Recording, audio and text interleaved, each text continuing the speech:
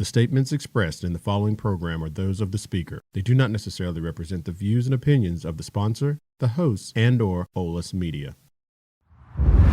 OLAS Media. My authority is born on 40 years of experience in the system. The political mess that we have today, where people they stop talking to each other.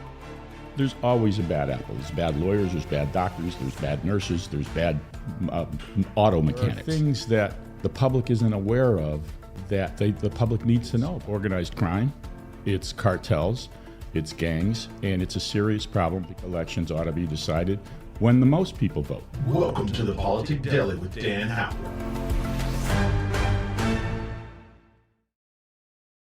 First and foremost, tell me, political delicatessen, what is the goal of it, and what can people expect when they tune into it? What we would like to do with the political delicatessen is talk about a variety of political issues that affect Americans across the country. The kinds of issues that you hear about every day, that legislatures across the country are making decisions on that affect people's lives. And so we may talk about, for example, the illegal drug sales in the country. And I'm not talking about street drugs. I'm talking about pharmaceuticals, the drugs that people buy when they go to their pharmacy, but what they don't know is that when they buy it online, the chances are better than 50% that it's a fake pharmacy. And so we're going to encourage legislatures across the country, hopefully through information like this, to go after those fake pharmacies, to go after those things. We're going to talk about the politics of cannabis. In California, very few people understand that 90% of the cannabis sales in California are illegal. And it's a serious problem. And when we say illegal, it's not illegal to some kids selling it in high school. It's organized crime, it's cartels, it's gangs, and it's a serious problem because it's putting literally billions of dollars in the hands of the wrong people. We'll talk about abortion, and we won't shy away from it. It's the kind of issue that it divides people, but it really shouldn't divide people. It should be an issue where people try to understand each other and why they feel the way they do about an issue like that. So what we want to do is we don't want to focus on one thing. We want to have some very open and honest discussions about a variety of issues, just everyday kitchen table kinds of things, and how it affects people. And of course, we are the Independent Voter Project, and we'll talk a lot about elections and how elections are run. When we started the Independent Voter Project, it was born out of frustration. My former boss in the California legislature, Steve Peace, and I talked, and we had been part of the legislature, what we think is the golden years, when politicians worked together, when Republicans and Democrats went out to dinner and they spent time with each other and they worked things out. But over the years, it had deteriorated into the political mess that we have today, where people they stop talking to each other. And it's adversarial, and it's not good for the country. It's not good for the voters. So we decided that one of the things that we could do was we could make elections more competitive. We looked at a variety of issues, but one of the things that we knew from the fact that we were involved in politics is that elections in California were being decided in the primaries when the fewest number of people vote. And so our basic philosophy was we think elections ought to be decided when the most people vote. And by doing that, we decided that the open primary would be the way to make things more competitive. So we sat down and we started writing and we started raising money, and we had an initiative written that gives every Californian an equal opportunity to vote in a primary election and choose the people who will be on the ballot in November, and it doesn't exclude anybody. And we went, in California, we went from the least competitive legislative and congressional elections to the most competitive in the country in one election cycle. And the end result of that is that everyone gets an opportunity to choose who they vote for, and they're never excluded at any step of the process. And when you have, in Democratic districts or Republican districts, two members of the same political party are running against each other, that gives an opportunity for independents and the people who are registered in the opposite political party to make a choice. If you're a Republican, you may want to vote for a more moderate Democrat than a progressive Democrat. If you're a Democrat, you may want to vote for a more moderate Republican as opposed to a very conservative Republican. And we give people that opportunity, and we think that, at least for the voters, that's a much better opportunity, and it works much better. California has a more open election process than any state in the union. So then, help me understand. Tell me this: what makes you the authority to have this podcast? Well, I wouldn't quite say I'm the authority, but what I can say is that I was there at the beginning, and having had at the time 40 years of experience in politics in California, and had worked in elections, seen how our elections were run, seen how the legislature functioned when there was competition and people got along with each other, versus now when you have people sitting on one side of the aisle and the other, and they virtually don't talk to each other. So my authority, if that's the correct word, is born on 40 years of experience in the system, and knowing that when the least people vote, it's the easiest way to rig the system, which is a really overused word these days, because quite frankly, I don't think elections were ever rigged. And regardless of what people say about 2016 when Hillary Clinton lost, or in 2020 when Donald Trump lost, they didn't lose because the elections were rigged. They lost because they didn't run very good campaigns and their parties didn't get enough voters out. It's that simple. And in 2020, the Democrats did a much better job turning voters out. And in 2022, they did a much better job turning voters out. And turning voters out is what it's all about. That for us, the more people that vote, the better the final decision is. So we sit here today, and we're surrounded by people from all over the country, from different industries, from different. What benefit is there for them to be able to come and have a discussion about what it is in their respective industries here?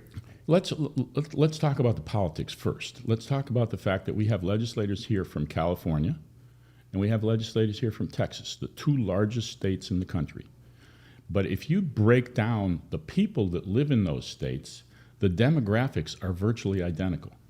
There's very close to the same number of Hispanics, Caucasians, Asians, African Americans. Those numbers are very, very similar, but the politics are very, very different. So what has come out of this conference is that legislators from California are learning from legislators in Texas on how they address the issues in their states.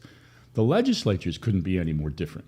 In California, you have professional politicians, people who are working in the legislature who make well above $100,000 a year to be a legislator. They're in session from January to September every year. And in Texas, they only go into session every other year for 140 days, and they get, I think, $600 a month. They pay their own expenses to be, so they are what I consider a citizens' legislature, and California is a professional legislature. And there's a lot to be learned by the legislators in sitting down and talking about issues, because they deal with things much different in Texas than they do in California. But the basic issues that they're addressing are same. Energy issues, both states have similar energy issues. Both states have similar budget issues, tax issues. Both states are big oil producing states, and they deal with the industry very, very different in both states. In Texas, the oil industry tax goes and funds education. In California, that's not the case. In California, they've been talking about an extraction tax. They have an extraction tax in Texas, but it goes to pay for kids to go to school. There's a lot of learning that goes on that way. Now, let's jump forward and let's talk about the businesses that are attending. I spent many years as a government affairs representative in a multitude of states, primarily in California, but I was a government affairs representative for a large pharmaceutical company in Texas and in California at the same time. So I was able to see how both states operated. It's very interesting in terms of how you look at, as a government affairs person, how you look at the political process.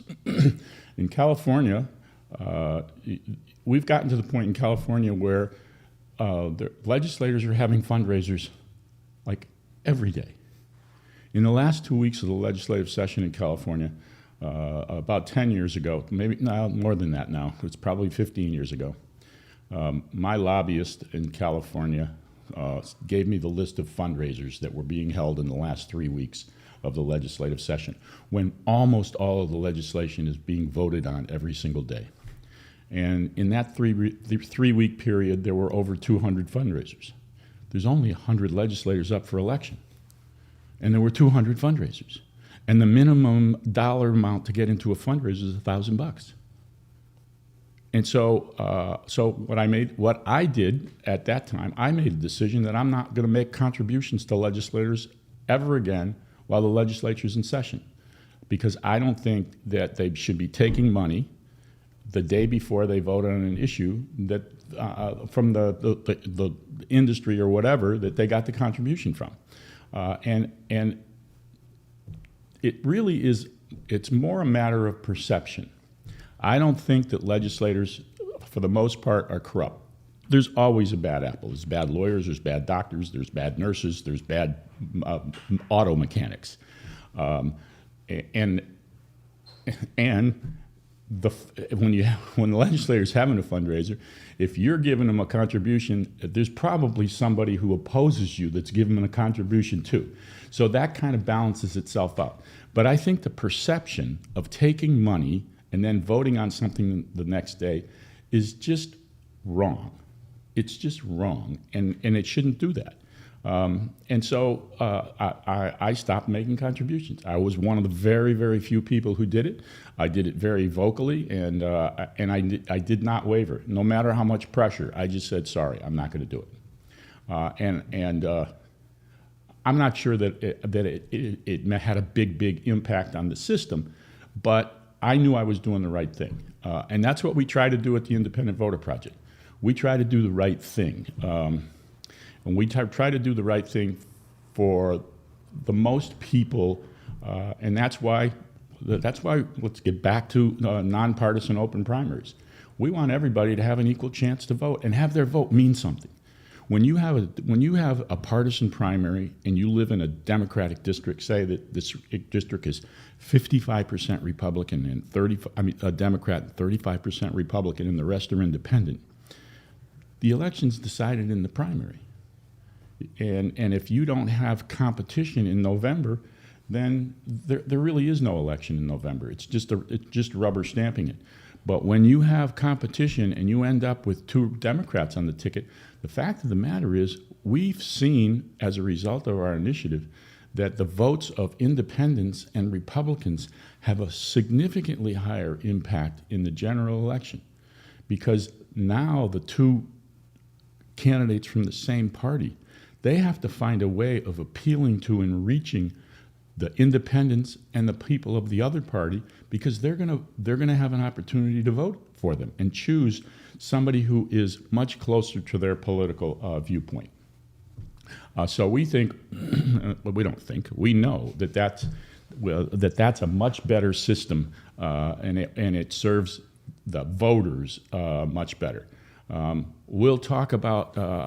I'd like to have a series of podcasts on how to elect a president, because we do it all wrong in this country. We have partisan primaries that are controlled by the political parties in states wherever they feel like having the states in the order that they have them. And independents don't, in way too many states, there's millions and millions and millions of independent voters across the country who do not get the opportunity to voice their opinion on who the presidential candidates of the United States should be. That's flat out wrong. We're sponsoring legislation, and I've been twisting arms to try to get somebody to introduce it. But in California, we're going to introduce legislation that has a special ballot for independents. So the Republicans can have their primary election closed.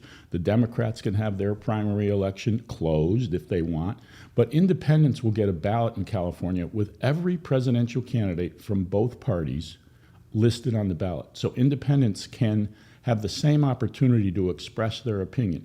Most people they talk about presidential primary elections. They're not elections. No one gets elected in a presidential primary. Not only do you not get elected, even if you win a presidential primary in New Hampshire, it doesn't mean you're on the ballot in November.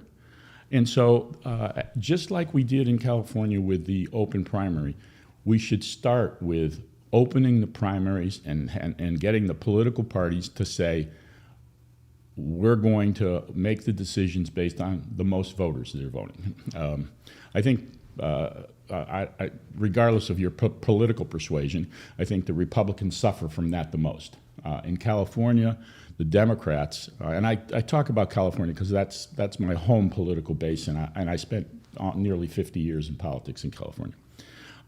But in California, the Democrats for a long time have allowed independents to choose and ask for a Democratic ballot without having to re-register.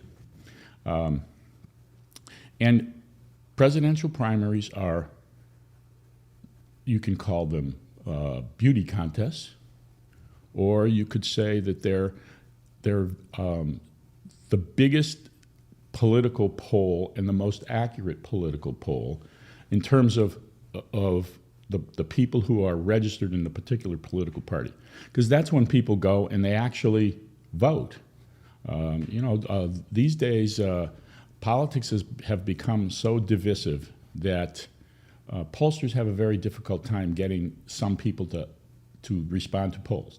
So polls are less accurate than they used to be. And I've talked to a lot of pollsters about this. A couple of things that have happened in the last 10 to 15 years. First of all, a lot more people don't have landlines in their homes anymore. And so they're calling people on their mobile homes, on their mobile phones. And the response from people with mobile phones is significantly lower than people who have landlines. So that's for pollsters, that's a real problem. And then the other thing that's happened, as politics have become more divisive, people don't want to answer the polls anymore. And you get a significant portion of people in each political party who are very leery about expressing themselves, even to someone who is anonymous on the phone. They don't want to, everybody thinks these days that somebody's listening in on every conversation they have. Just ask Alexa. They'll go in the house, talk about that you need a new vacuum cleaner, and pretty soon Alexa's sending you information on your iPad or your iPhone about the latest Dyson vacuum cleaner. And which brings me to the another thing that we think is a real serious long-term problem for democracy in this country, and that is the sophistication of data. If you get into the bowels of the tech industry, they have more information and more data on people than they did. It's exponentially larger than it was 2 years ago or 4 years ago or 6 years ago. And the algorithms are incredibly sophisticated. they use those algorithms to send you information that tells you which magazine they think that that you want to buy, or which car, or which pair of shoes, or whatever. We all get those things. Well, those are very sophisticated algorithms, and all that information is used to create personality types. And with those algorithms, they can these days, with a very, very high probability, predict who you're going to vote for. And so political campaigns are going to change in the future. They're not going to be the kinds of campaigns where you're reaching out to everyone. If you're a Republican candidate in the future, you'll have a category of Republicans who vote in every single election. They vote in every primary. They vote in and when they do that, you know, based on their history, they're going to vote for a Republican. So you don't bother to talk to them anymore because you already have them. So where do you go and you mine the most votes? You go to people who don't vote.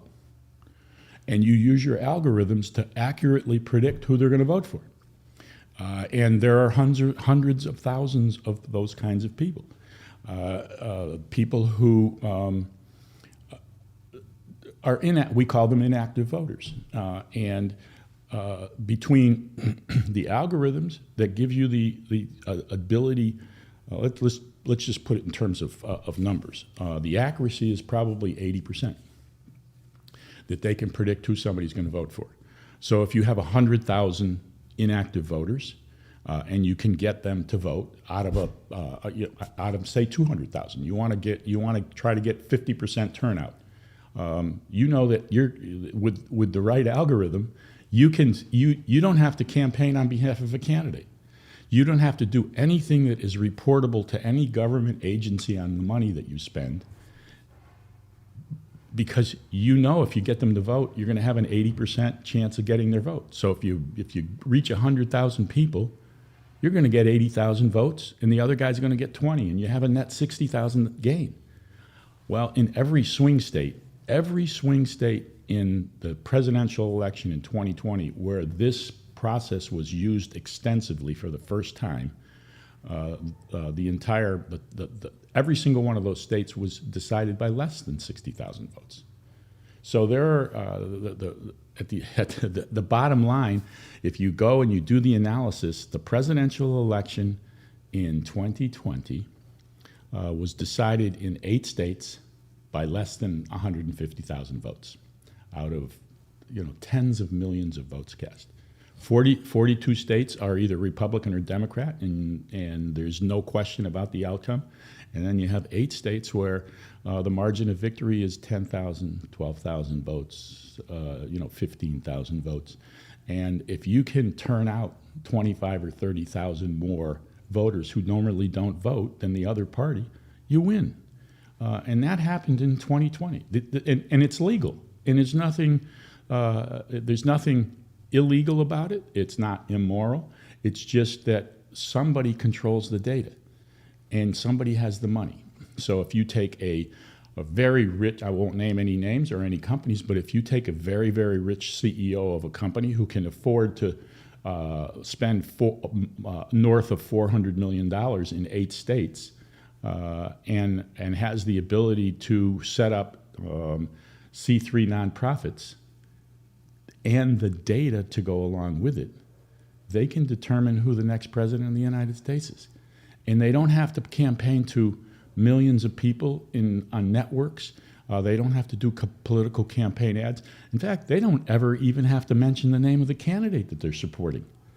They already know they support that candidate. The goal then is to just get them to go vote. And the Democrats have done a much, much better job of that. The Republicans are probably a decade behind in terms of understanding technology. And so that's a deadly combination of, I shouldn't say deadly combination, it's a powerful combination of data, organization, and money. And when you have that kind of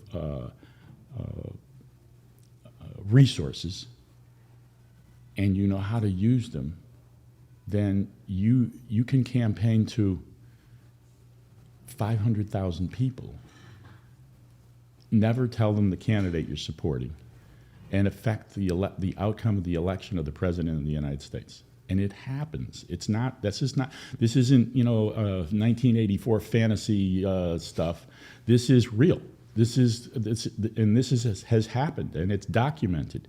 And so I think the future of democracy is in danger because there are a very small number of people who are billionaires, have the data, and have people with the political expertise to do this without having to report a single dollar and to have the public ever know what's going on. So now let's bring it full circle. How does said name, political delicatessen, impact just an issue like that alone? Give me that.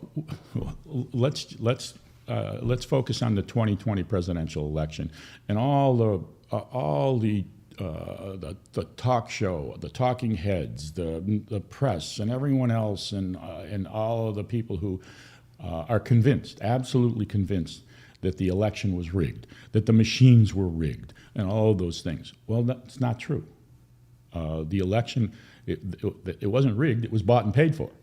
It was, and so there are things that the public isn't aware of that the public needs to know about. Public needs to know that Alexa is listening to them. And if they're having a conversation in their kitchen about the presidential election, somebody knows about that. And that goes into a data bank, and now you're a prime candidate for someone who is going to make sure you get out to vote. Let's use the data, for example. You can cross-reference the voter file with the Department of Motor Vehicles. You can, on a daily basis, find out who's voted and who hasn't. So if you know that Jane Smith, a Republican, has already voted, if you're the right company, you also know all of Jane Smith's friends because they're on Jane Smith's page. So you can then cross-reference all the people on Jane Smith's page to see if they're registered voters and if they've voted yet. And if they haven't, you can encourage Jane Smith to tell all their friends to vote. Don't forget to vote. And there are studies that have been done for the last 10 years on the impact of getting people who don't normally vote to vote using social media pressure, which it never existed before. There's one study that I think it was University of Pennsylvania did. It might have been Princeton, but it was one or the other. And they did an experiment. They had a control group, and they had another group that was simply encouraged through social media to go vote. And the increase in the turnout versus the control group versus the group that was impacted by social media was a 32% increase in turnout. So for every 100,000 people that they're reaching out to, they're getting 32,000 people to vote. And don't forget what I said earlier. They already know who they're going to vote for. So when you have that kind of those resources again and that power, you don't have to run campaigns the way the political parties run. You let the political parties go do their thing and go after each other, and you very subtly in the background, you spend your time focusing on a very, very small universe of voters with lots and lots of messaging. And the social media messaging is really, really impactful. One of your friends sending you a post that says, "I voted. Please go out and vote. Exercise your right to vote."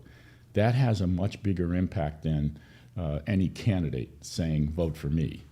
You're not the most successful way in order to get somebody to vote is not to try to convince them of something or a candidate or something. It's to convince them that they need to exercise their right to vote without being politically partisan about it, without saying, "I want you to go vote for Joe." That's far less successful, and please go vote. Exercise your right as a citizen. Please go vote and make your own decisions. And when people are free to make their own decisions, they're much more likely to go make that decision.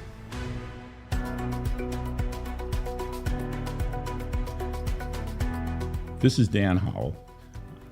I'm the executive director and the chairman of the board of the Independent Voter Project, an organization that was founded in 2006 with the intention of empowering independent voters and doing everything we can to give them the opportunity to vote in every stage of the election process. And we've been successful in doing that, and we do it across the country, and we're very proud of it.